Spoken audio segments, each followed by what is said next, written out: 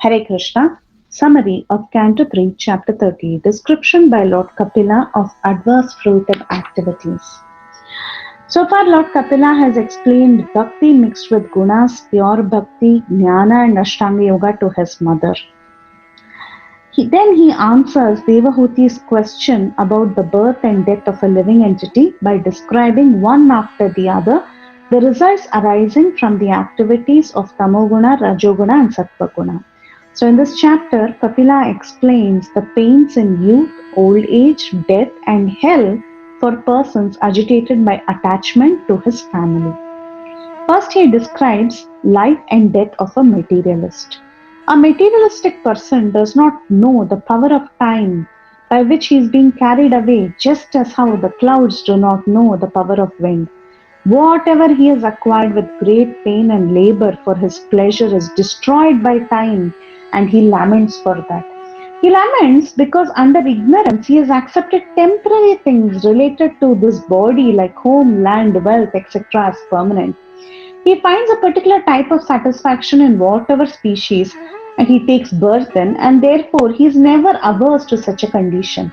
He is bewildered by Maya and he feels very little inclined to give up his body, even if he is in a hellish situation. He just takes delight in such enjoyment. Such satisfaction due to his deep rooted attraction for body, wife, children, home, animals, wealth, and friends make him feel very perfect. Although burning with anxiety, he always performs sinful acts to maintain his so called family with a hope that is never fulfilled.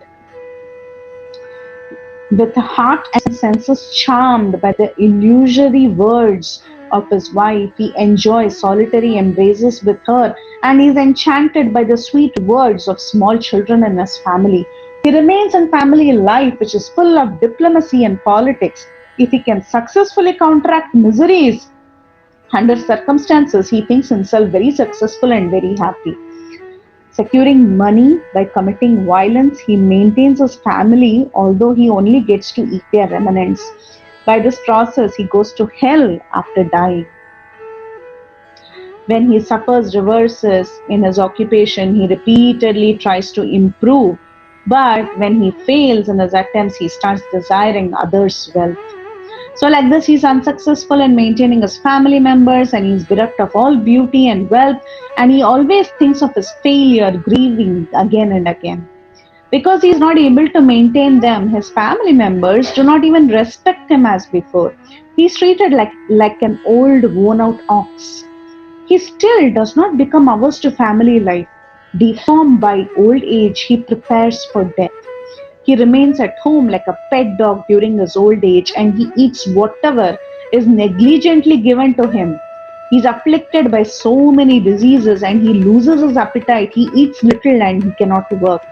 In his diseased condition, his eyes bulge out, his glands become congested with mucus, he coughs and breathes with difficulty, and his throat rattles with a sound like gurr gurr.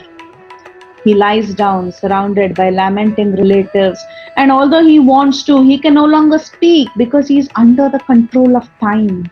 He finally dies in grief, most pathetically, in great pain without consciousness and seeing his relatives crying for him. At death, he sees two angry and terrible looking Yamadutas, and seeing them, he passes stool and urine in great fear. The Yamadutas arrest him and drag him down the road. They tie a rope around his neck and put him in a body suitable for punishment. His heart is broken by their threats and he trembles and he is bitten by dogs on the path. In great pain, he remembers all his sins.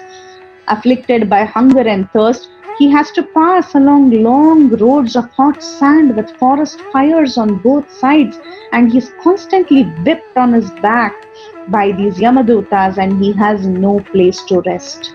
He falls down in fatigue and faints sometimes, but he is forced to rise again. So, like this, he is brought in front of Yamaraj. After traveling 99,000 yojanas within 2 or 3 muhurtas, he finally receives the punishment he is destined to suffer. Surrounded by burning wood, his limbs are set on fire.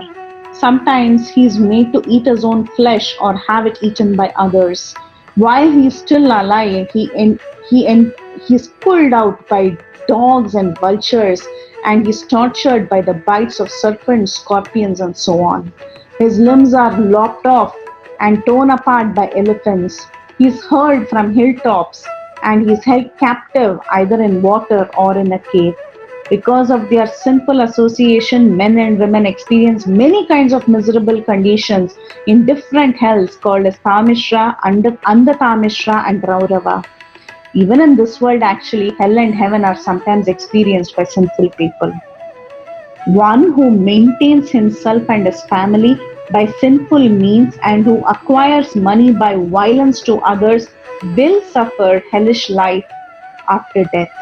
The money acquired in that way is the passage money by which he leaves this world. By the arrangement of the Lord or by karma, one who maintains his family by sinful means suffer in the hell called as Andatamishra.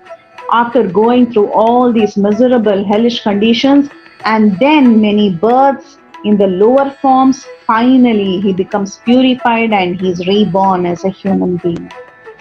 This ends the summary of Canto 3, Chapter 13. Description by Lord Kapila of adverse fruitive activities. Hare Krishna.